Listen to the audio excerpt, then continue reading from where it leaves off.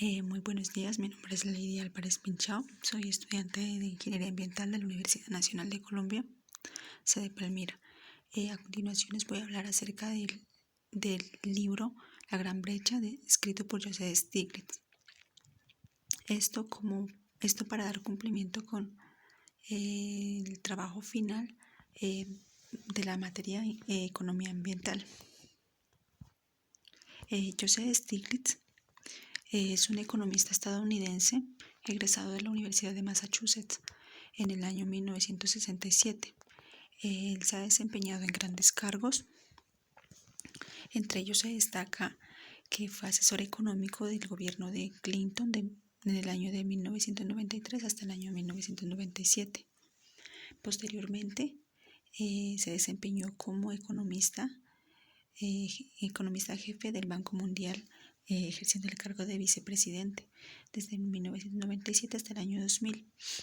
Y también se ha desempeñado en cargos muy importantes en diferentes universidades prestigiosas como es Princeton, Stanford, Massachusetts y la Universidad de Columbia, en la cual se desempeña actualmente como docente de Economía y de Finanzas. También ha sido merecedor del Premio Nobel de Economía para el año 2001. Bueno, el libro se titula La Gran Brecha, por lo que Stiglitz define una brecha como esa grieta que existe entre las diferentes clases sociales, en este caso la clase alta y la clase baja, es decir, la grieta que existe, esa apertura que existe entre los ricos y los pobres. El libro empieza haciendo una referencia a la economía de Estados Unidos para el año 2008, donde se presenta un descenso de la economía llamado la depresión económica. Durante este proceso se implementaron varias políticas para tratar de beneficiar a ese 1%. ¿A qué hace referencia el 1%? El 1% hace referencia a todos los ricos, del país, es decir, a quienes tienen el poder económico, ya que este tipo de estrategia, que era implementar políticas en beneficio de este 1%, era debido a que ellos consideraban que este grupo de personas eran quienes permitían el crecimiento de la economía. Además, en este caso, pues sería este 1% serían todos los dueños o todos los bancos. A esta medida se la conoce como economía de goteo, pues que consistía en dar dinero a este 1%, es decir, a los bancos, y que de esta manera pues se pretendía que todo el mundo saldría beneficiado. ¿Por qué saldrían beneficiados? Ya que se suponía que estos bancos iban a proveer de créditos a todas las personas, incluyendo a las personas pobres, para que pudieran salvar sus viviendas, ya que en esta época de la depresión económica pues había un déficit de vivienda debido a la crisis que estaban pasando por ese momento. Este tipo de depresión económica ocasionó unos efectos devastadores en la economía, debido a que hubo quiebra de 3 de 5 bancos de los más poderosos del país, de Estados Unidos, generando así un pánico financiero, por lo que los bancos dejaron de hacer préstamos, de préstamos o de créditos a otros bancos, pues porque no creían en ellos debido a la inestabilidad económica o inestabilidad financiera que estaba presente en esa época. Por lo que hubo una interrupción de la cadena de créditos entre bancos. Y debido a esto, el Estado tuvo que entrar como salvador, pues en este tipo debido a esta crisis por la que estaba atravesando el país, llegando así a una recesión económica.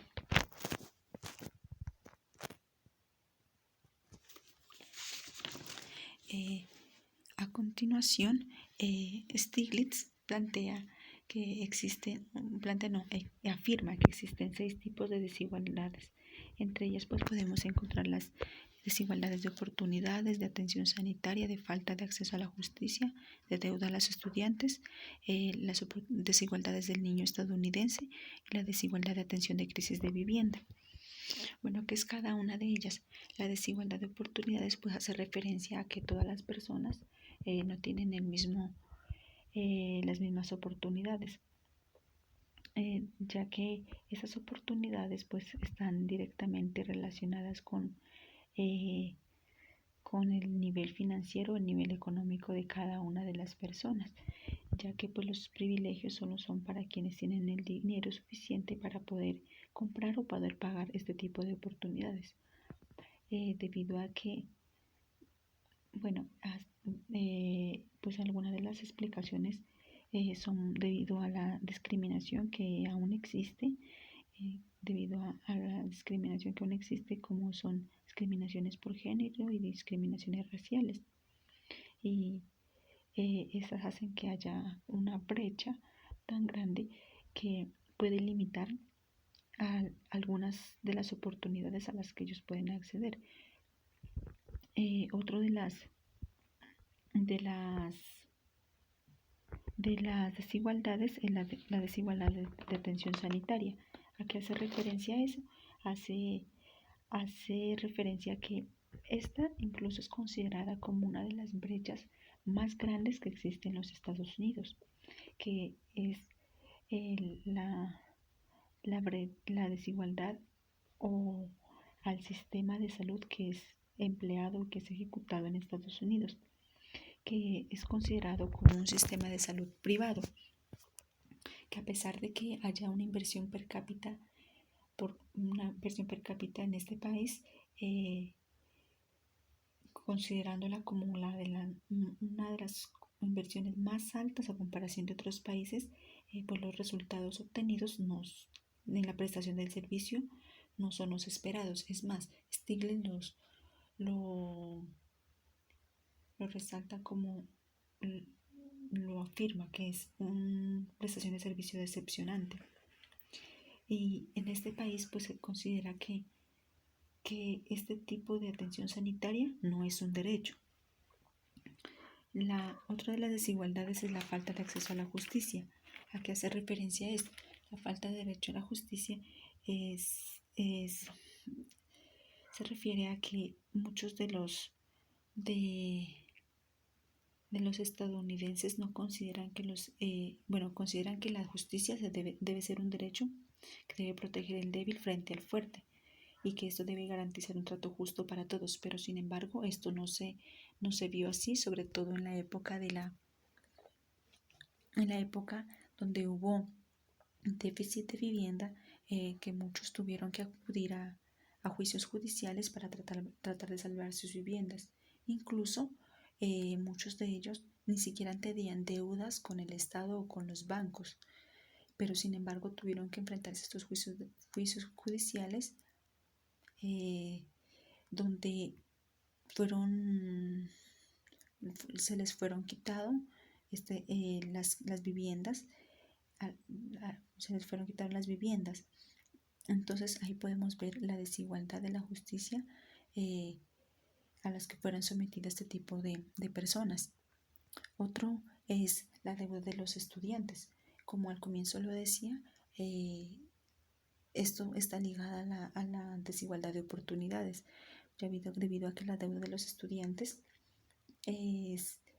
se refiere al poco o al nulo acceso a la educación superior y a la financiación que el Estado tiene frente a esto, que es la financiación a la educación superior, ya que en Estados Unidos es bastante complejo ingresar a este tipo de universidades,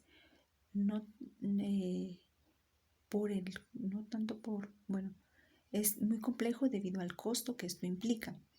Por eso esta es exclusiva, se puede decir que es exclusiva para las personas de clase alta, para los ricos.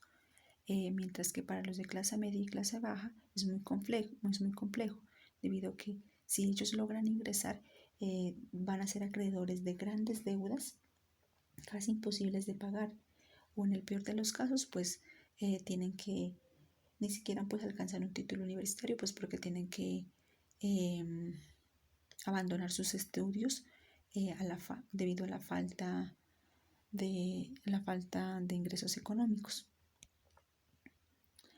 Otra de las desigualdades es las desigualdades del niño estadounidense.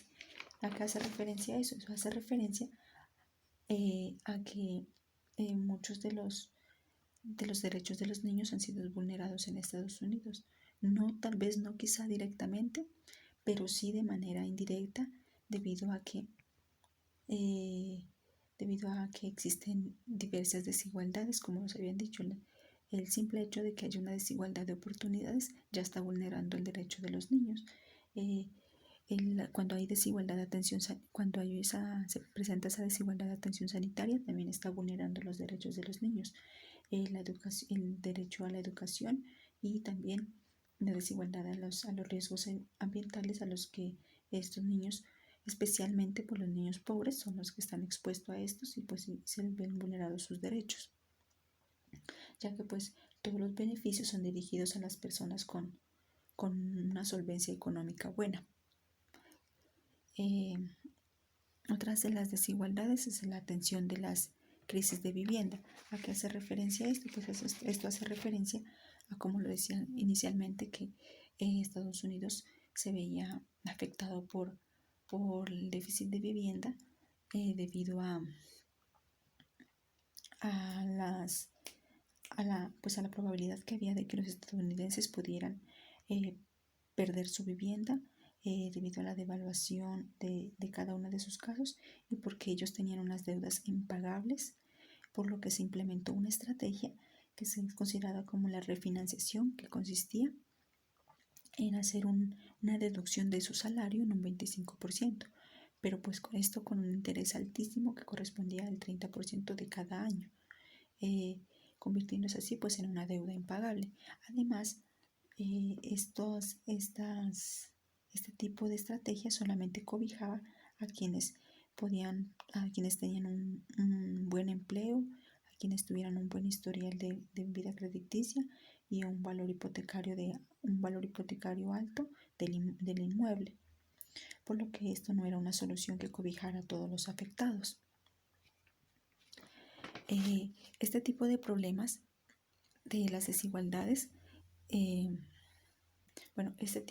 existen 4 tipos de problemas que conllevaron a estas desigualdades. Entre ellos encontramos la mala gestión económica, la globalización, el papel del mercado y el papel del Estado. Stiglitz se plantea una pregunta que corresponde a qué hacer con las sociedades desiguales. Entonces, lo que él plantea es que se debe realizar un análisis comparativo acerca de cómo se gestiona la desigualdad en el mundo, y a partir de este análisis comparativo se debe realizar o se debe plantear una serie de reformas dirigidas a estimular el crecimiento económico. Bueno, para ello, como les he dicho anteriormente, en Estados Unidos se cree que el 1% de la... en Estados Unidos encontramos un 1% que se concentra el poder económico, es decir, que son las personas, son los ricos, y el 50% de la población es pobre. Entonces, en un inicio, en Estados Unidos se creía que mediante el neoliberalismo ortodoxo, se creía que ese 1% de la población correspondía, correspondiente a los ricos. Se creía que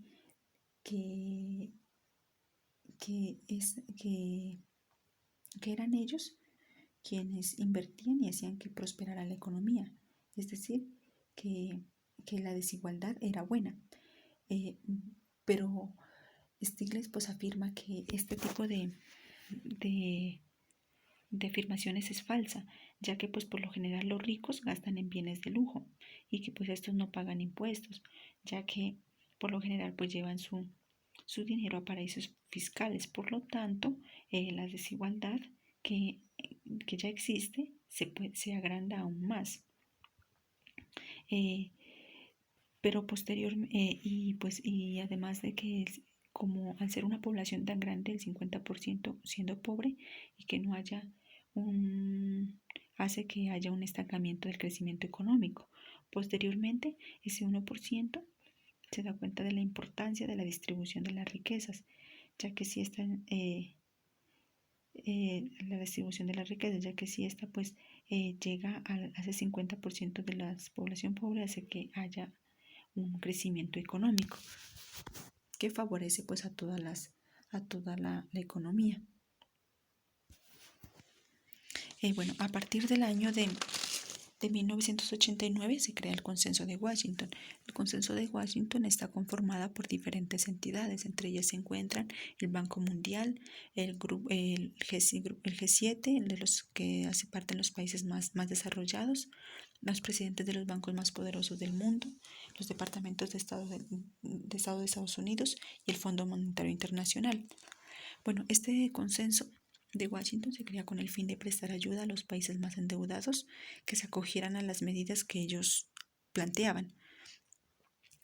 Estas medidas son reformar el Estado, minimizando las funciones sociales como la salud y la educación, privatizar empresas de servicios públicos, enajenar las reservas energéticas, liberar el Estado financiero, impulsar las inversiones extranjeras y aumentar la recaudación impositiva. Pues esto, Stiglitz dice que sin duda estas medidas promueven el capitalismo, que es uno de los sistemas más eficientes que se hayan inventado en la economía, pero sin embargo, este no crea estabilidad, por lo que el autor Joseph Stiglitz propone que haya una regularización y una supervisión desde el Estado, todo esto para que el mercado funcione correctamente, ya que el mercado asimismo no puede regularse. Si este es dejado así a merced de él o por cuenta propia, hace que se maximicen los intereses de unos pocos, es decir, de ese 1%. Pues para ello se requiere que el Estado proteja el interés público, que sea un Estado eficiente, que sea un Estado que vele por los intereses colectivos y que sea un Estado con cero corrupción. Además, pues se dice que el mercado debe tener en cuenta el interés de la comunidad. Por ende, pues se requiere de un Estado y de un mercado socialmente responsable. Bueno, Stiglitz plantea 5 pasos para salir de la crisis financiera. Entre ellos, el primero es recapitalizar los bancos. ¿Qué recapitalizar los bancos? Pues esto consiste en que el Estado debe proporcionarles un capital a los bancos. ¿Por qué debe proporcionarles esto? Ya que pues debido a las pérdidas que tuvieron que enfrentar los bancos, estos no cuentan con un capital, pues si los ingresos son mínimos, por lo que el Estado pues debe brindarles este tipo de capital. ¿A cambio de qué debe hacerlo esto? A cambio de que el Estado tenga participación en las decisiones de los bancos. Como segundo tenemos el cortar la oferta de la ejecución hipotecaria. ¿Qué quiere decir eso? Que se debe implementar ayudas a las personas para conservar su hogar. Una manera de que Stiglitz lo dice es que se debe transformar los intereses y las deducciones de las hipotecas sobre el impuesto de patrimonio en créditos fiscales que pueden cambiarse posteriormente por efectivo. Y como tercero tenemos que se debe aprobar un paquete de estímulos eficaz. ¿Qué quiere decir eso?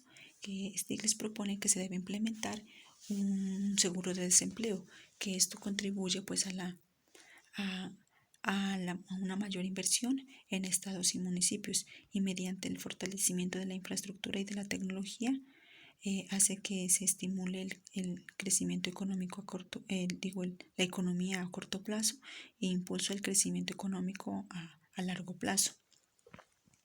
Y como cuarto tenemos restaurar la confianza mediante reformas de regulación. ¿A qué hace referencia a eso? Pues que como sabíamos que el origen de los problemas están en las malas decisiones que los bancos habían tomado. Por lo tanto, es necesario cambiar las estructuras del gobierno que producen incentivos defectuosos y que conllevan a una contabilidad falsa. Esto hace que se hinchen que se hinchen los supuestos rendimientos que dicen tener. Y como quinto tenemos crear un organismo multilateral eficaz, es decir, que se requiere de una mejor supervisión mundial, ya que los mercados sin control son peligrosos. Y para ello se requiere de que todo esto debe ser regulado y supervisado por el Estado, como lo dije anteriormente, que debe ser un Estado eficiente, un Estado que debe velar por los intereses colectivos, un Estado con cero corrupción y un Estado que proteja el interés público. Y bueno, en cuanto a las conclusiones, ¿qué podemos concluir del libro? Pues podemos concluir que la desigualdad conlleva el estancamiento económico, ya que es la mayor amenaza para la prosperidad. Y para que haya una prosperidad se requiere de que esa sea una prosperidad colectiva y que se debe brindar una oportunidad para todos, dejando así los privilegios de algunos o los privilegios de pocos. Además, se puede concluir que los mercados libres no llevan a un mayor crecimiento económico. Por el contrario, esto hace que haya una mayor inestabilidad y que haya una mayor recesión económica, cuyo resultado es que los beneficiarios de esto sean solamente los que están en la parte superior, es decir, el 1%. Además, se puede concluir que en América Latina la desigualdad es notoria, pero sin embargo mediante los escritos de Stiglitz se puede decir que es posible derribarla siempre y cuando se reescriban las reglas de la economía de mercado, haciéndolas más competitivas, donde se rompan los monopolios, se otorga poder a la negociación de los trabajadores. Además, se debe brindar mayor oportunidades colectivas en educación, en inversión de infraestructura, en innovación, en tecnología, y se debe garantizar protección social. Muchas gracias por su atención.